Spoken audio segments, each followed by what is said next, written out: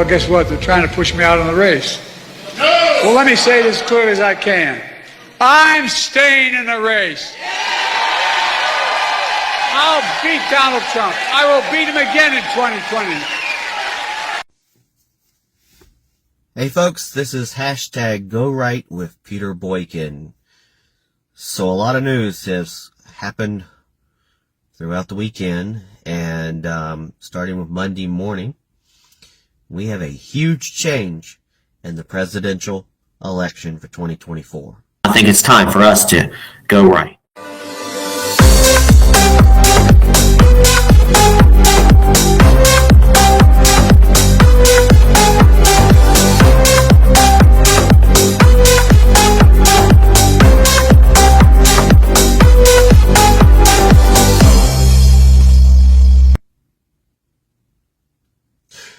So the Democratic Party faces turmoil as Joe Biden, they've been talking about it, they've been thinking about it, they've been pressuring him, and eventually it wore him down.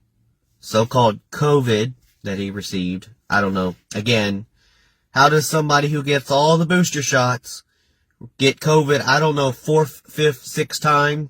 Do the research. Jill, 4th, 5th, 6th time. Big Mike, 4th, 5th, 6th time. Obama, 4th, 5th. It's like they were doing a little COVID roulette there for a little bit. But the Democratic Party faces turmoil as Biden withdraws from the presidential race. This is on GoRightNews.com. I've had an increase of people going on GoRightNews.com, so keep it up. And if you'd like to help out the site, I'm just trying to get about $100 a month to pay for the website address. So if people will donate, there is donation links on there. Other than that, I don't really put any ads on Go Right News because I want it to be easily read, and then I get the news out to you. So, again, my name is Peter Boykin. I'm a constitutionalist for liberty. I'm an American political commentator, sinister journalist, and activist, and again, a constitutionalist for liberty. Before anything else, the Constitution is above all better, and that's how America is founded. So, in an unexpected development, President Biden has decided to withdraw from the presidential race. I don't really see it as unexpected considering they pressured him. Succumbing to mounting pressure from senior Democratic leaders, especially when they pulled out their fundraising dollars, said that they wouldn't donate to the Democratic Party if Joe Biden continued to be the candidate. So really when it comes down to it, it's money. Money. You mess with somebody's pocket, they get rid of you. This decision follows what many perceived as a poorly executed debate performance. I mean, he looked like hell, prompting influential figures within his party to call for his withdrawal, which honestly shows that the Democratic Party's been pushing a candidate who's not good for us, who's ruined everything, and now at the end of the 11th hour, now, a couple of months away from the election, they want to swap candidates and get rid of Joe Biden. Bullcrap.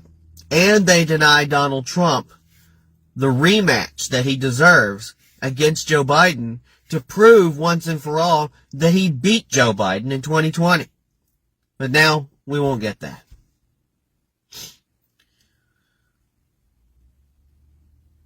This shift raises significant concerns about the integrity of our political process.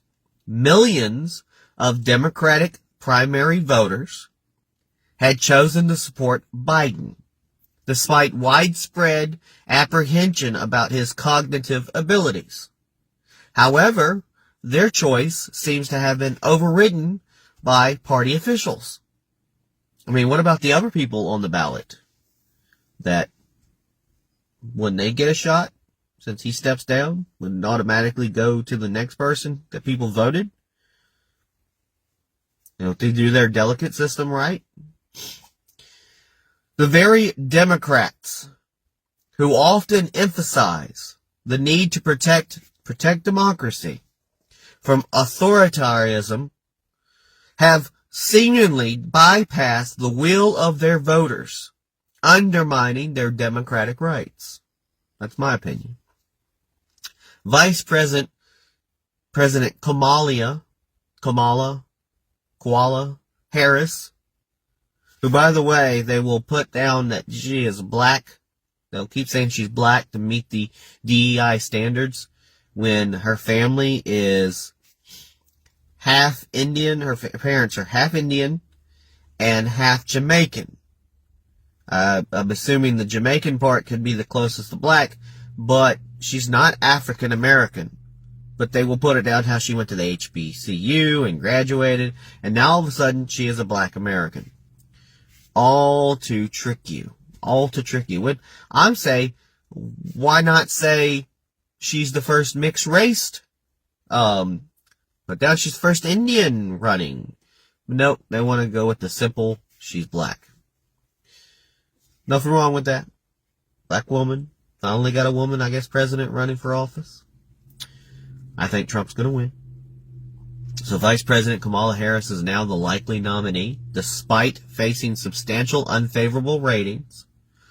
This has bolstered confidence among Republican supporters that former President Donald Trump could secure a decisive victory in the upcoming election. However, though, folks, this is a warning. GOP voters are cautioned against complacency. Vigilance and active participation remain crucial to ensure success in the electoral process. That means we always got to think that we're going to lose so we can win at the end of the day. Now, President Biden's decision to drop out of the 2024 race for the White House was precipitated by his performance in a debate with Donald Trump. A horrible debate. The debate marked by Biden trailing off and providing incoherent answers raised doubts about his fitness for office just months before the election. Escalating pressure from Biden's Democratic allies followed, urging him to step aside. Now, Biden plans to serve out the remainder of his term in office, which I would say, if you're not strong enough to run for office, why don't you step down? And if you do look it up, if he steps down because it's past the midterm area, Kamala could take over. And if she was elected, she could be elected for 2 more terms. So it wouldn't actually cut into it. A president actually could be president for 11 years if they start after the midterm. Not that I want her in. So Biden plans to serve out the remainder of his term in office. In a letter posted on his X account, Twitter, Biden stated, quote, "It has been the greatest honor of my life to serve as your president. And while it has been my intention to seek re-election, I believe it is in the best interest of my party and people's pocketbooks and the country for me to stand down and to focus solely on fulfilling my duties as president for the remainder of my term." That means I want to stay hunkered down in my little bunker and not come out and do anything for the rest of my presidency. Put up the walls. The White House has confirmed the authenticity of the letter, and Biden, who remains at his Delaware beach house after being diagnosed with COVID-19 again, said he would address the nation to provide, quote, detail about his decision. Though I don't think he can address anything. He did not immediately endorse Vice President Kamala Harris, who is the party's instant favorite for the nomination at its upcoming convention in Chicago. But this announcement is the latest jolt to a campaign for the White House that both political parties see as the most consequential election in generations, coming just after an attempted assassination of Donald Trump at a Pennsylvania rally, which there's no way in hell why that happened. Honestly, it was like they wanted it to happen. And it's BS that it got that far. And when you have a guy on the radar, you catch the guy with rangefinder, the guy is weird, the guy's acting weird, the guy's posting, you take a picture of him and everything, and you get it to the point where he can get on a roof and take a shot at a president, there are some massive failures within the department. because they were trying to get Donald Trump killed. Takes me back to when the FBI were allowed to use deadly force in the taking of Mar-a-Lago for the documents of Trump, which that case is now dropped. Now, the decision by the Democratic Party to potentially nominate Harris despite her unfavorable ratings and the process leading to Biden's withdrawal highlight critical issues within their party, and its approach to the electoral process. The GOP views these developments with cautious optimism, but remains aware of the need for active engagement and vigilance to ensure electoral success. Like I said, it's more now than ever. It's time to hashtag go right. So some key quotes and sources. President Biden said, "It has been the greatest honor of my life to serve as your president, as long as I knew I was president." And the White House confirmed the authenticity of the Biden's letter. So there we go. In a modern era, we have a president who is now stepping down and not running for another term. And we're thrown into some candidate. We don't know what's going to happen. We're not sure that Kamala will actually get the nomination. There's probably going to be a lot of backroom deals. I still think, wait a minute, what, didn't people vote on people? Shouldn't this go to the second person who got most votes? Then again, it is Kamala, so I guess you would have the first dibs because she's vice president. But then again, who knows? At the end of the day, we don't know who Donald Trump will be running against. But at the same time, while they stay all confused about who's running and who's not running, most Democrats will probably say, fuck it, I'm staying home, pardon my French. And at the end of the day, I think Donald Trump will come out victorious and win in 2024. Maybe this will keep people busy.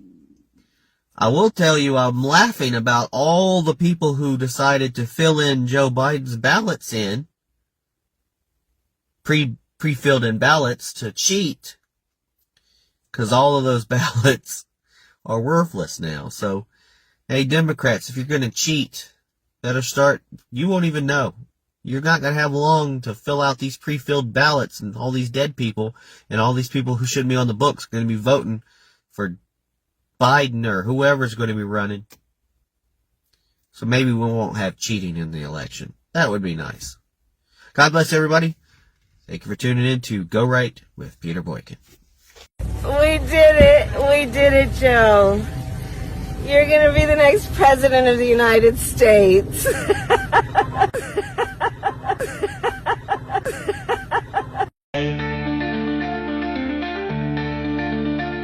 His promises are hollow, his words just fade away. Every turn he takes just leads us all astray. We're hoping for some guidance, but it's slipping through his hands like a puppet with no strings. He just can't understand. Falling down and falling up the stairs, leading us to nowhere with all this empty stares. Can't you see this path is oh so rough? With a leader who just rambles on, it's getting tough. Tonight we see the signs from a leader who's lost in lies. Gibberish like blah blah da da da. Falling down and falling up. Oh, what a bizarre sight. His promises are hollow, his words just fade away. Every turn he takes just leads us all astray. We're hoping for some guidance, but it's slipping through his hands like a puppet with no strings. He just can't understand. Falling down and falling up the stairs, leading us to nowhere with all this empty stares. Can't you see this path is oh so rough? With a leader who just rambles on, it's getting tough. Tonight we see the signs from the leader who's lost in lies. Gibberish like blah blah da da da. Falling down and falling up. Oh, what a bizarre sight. Where are the words that can lift us higher? Where is the truth that we so desire?